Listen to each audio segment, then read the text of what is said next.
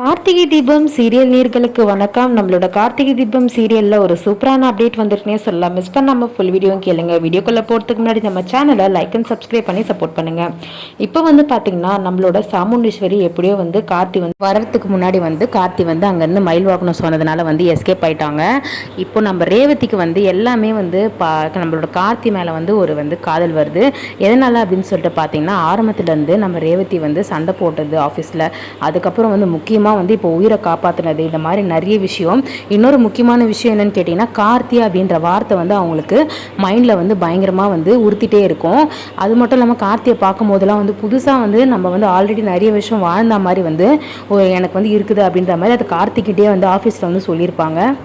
பத்தாத குறைக்கு பார்த்தீங்கன்னா நம்மளோட ரோகிணி என்ன பண்ணியிருப்பாங்க, 2-3 வாட்டி கார்த்தி பற்றி சொல்லும் போது, அந்த மாதிரி எம்டி பற்றி சொல்லும் போது இவங்க எம்டி எப்படியும் ஒன்று லவ் பண்ணுறாருன்னு நினைக்கிறேன் அப்படின்ற மாதிரி போட்டு கொடுத்துட்ருவாங்க. ஸோ அதனால் ரேவதிக்கு அதே ஞாபகமாகவே இருக்கும். ஸோ கார்த்தி இப்போ வரைக்கும் ரேவதி ஒரு காதல் இருக்கணும் அப்படின்னு சொல்லிட்டு இல்லை. ஆனால் இப்போ இந்த நடக்கிற விஷயத்தெல்லாம் பார்க்கும்போது ரேவதிக்கு கண்டிப்பாக கார்த்தி மேலே ஒரு அபிப்பிராயம் வரும்.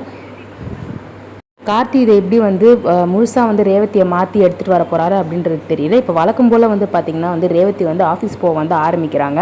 ஆனால் சாமுண்டீஸ்வரிக்கு ஒரே ஒரு குறை என்னென்னா, இப்போ ரேவதிக்கு ஆஃபீஸில் வேலை செய்கிற எம்டி பற்றி நம்ம கரெக்டாக சரியாக தெரியலையே, எல்லாருமே நம்ம குடும்பத்தில் இருக்கவங்களே நம்ம கூட சேர்ந்து சதி பண்ணுற மாதிரி இருக்கே, மயில் வாகனம் பண்ணுறதெல்லாம் பார்க்கும்போது அவங்களுக்கு ஃபுல்லாகவே மைல்டாகவே டவுட் வந்துடும். ஏன்னா பார்க்க விடாமே எல்லாருமே பண்ணிகிட்ருக்காங்க அப்படின்ற மாதிரி முழுசாக டவுட் கலாகிட்ட சொல்லிட்டு இருக்காங்க.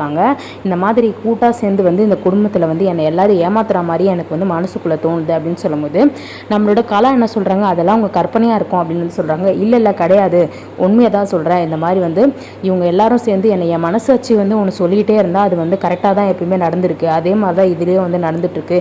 எனக்கு என்னவோ அந்த எம்டி கார்த்தின்ற மாதிரி எங்களுக்கு தோணுது அப்படின்ற மாதிரி சொல்லிட்டு இருக்காங்க. இப்போ திருப்பி அந்த எம்டி எப்படியாச்சும் நான் அவன் இல்லைன்றது எனக்கு தெரிஞ்சால் நிம்மதியாகிடும், எப்படியாவது ஏற்பாடு பண்ணு, அதுக்கு எதனா ஒரு பிளான் பண்ணு அப்படின்ற மாதிரி கலாக்கிட்ட சொல்லிட்டு இருக்காங்க.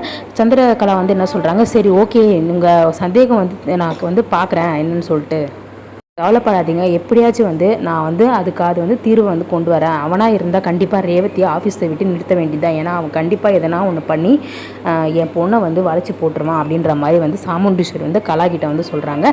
கலா நீங்கள் கவலையப்படாதீங்க, நான் எதனா ஒரு யோசனை பண்ணுறேன் அப்படின்ற மாதிரி கலா சொல்கிறாங்க. அதுவும் சாமுண்டீஸ்வரர் என்ன சொல்கிறாங்க, பணம் பற்றி பிரச்சனையே இல்லை, என் பொண்ணோட வாழ்க்கை தான் முக்கியம், என் கௌரவம் தான் முக்கியம், அந்த வீட்டு மாப்பிள்ளை வரக்கூடாதுன்னு சொல்லிட்டு தான் உங்களை கொண்டு வந்தேன்.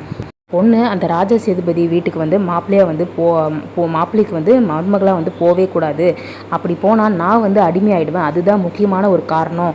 என் பொண்ணு போனால் அதுக்கப்புறம் அவன் என்னை வச்சு கேம் விளையாட பார்க்குறாங்க என் பொண்ணை வச்சு, அதனால தான் 2 பேரும் பிரித்து வைக்கிறேன். பழைய பகை தான் என் வீட்டு பொண்ணுங்க யாருமே அவங்க வீட்டோட ஒரு மருமகளாக போகக்கூடாது. இதை நான் எப்பயோ நினச்சிது, அவன் பிளான் பண்ணி எப்படியோ உள்ளே பூந்து என் பொண்ணை முதல் தாரத்தில் கல்யாணம் பண்ணிட்டான், அவனை விடவே மாட்டேன், இனிமேல் என் பொண்ணு வாழ்க்கையில் நான் சும்மாவே இருக்க மாட்டேன் அப்படின்ற மாதிரி சாமுண்டீஸ்வரி சொல்லிட்டு இருக்கிறாங்க. அப்புறம் ரேவதி என்ன பண்ணுறாங்க, வழக்கம் போல் ஆஃபீஸ்க்கு கிளம்புறாங்க. அவங்க அம்மா கிட்ட சொல்லிட்டு போகும்போது ரேவதி ஒரு நிமிஷம் நில்லு அப்படின்னு சொல்கிறாங்க. என்னம்மா என்ன விஷயம் சொல்லுங்கள் அப்படின்னு சொல்லும்போது, இல்லைம்மா உன் எம்டியை பார்க்க முடியாமல் போச்சு, அதுக்கு ஏதாவது வழி இருக்கா அப்படின்னு சொல்லிட்டு கேட்கும்போது, நீங்கள் வராமல் போயிட்டீங்க, அப்போ என்னம்மா பண்ண முடியும், சரி பார்க்குறேன், அவர் ஏதாவது மீட் பண்ண முடியுமான்னு நான் பார்க்குறேன் அப்படின்ற மாதிரி சொல்கிறாங்க. சரிம்மா நான் இருக்கட்டும், இன்னொரு நாள் எதனா ஒரு வாய்ப்பு கிடைச்சா கண்டிப்பாக நான் உங்கள் எம்டி பார்க்குறேன் அப்படின்ற மாதிரி சொல்லிடுறாங்க.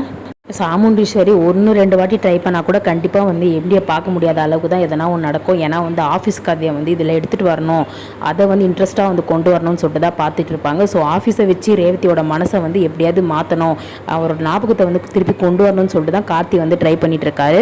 ஸோ கண்டிப்பாக கல்யாணம் அன்னைக்கு இல்லை கல்யாணத்துக்கு முன்னாடியோ ரேவதிக்கு ஞாபகம் வரும் அப்படின்னு சொல்லிட்டு நினைக்கிறேன். ஸோ வெயிட் பண்ணி பார்க்கலாம் என்ன நடக்குதுன்னு சொல்லிட்டு. நம்மளோட அப்டேட் பிடிச்சிருந்தா லைக் அண்ட் சப்ஸ்கிரைப் பண்ணி சப்போர்ட் பண்ணுங்கள். அப்போ தான் உங்களுக்கு நான் போடுற அப்டேட்ஸ் உங்களுக்கு உடனே நோட்டிஃபிகேஷனாக வரும். தேங்க்யூ.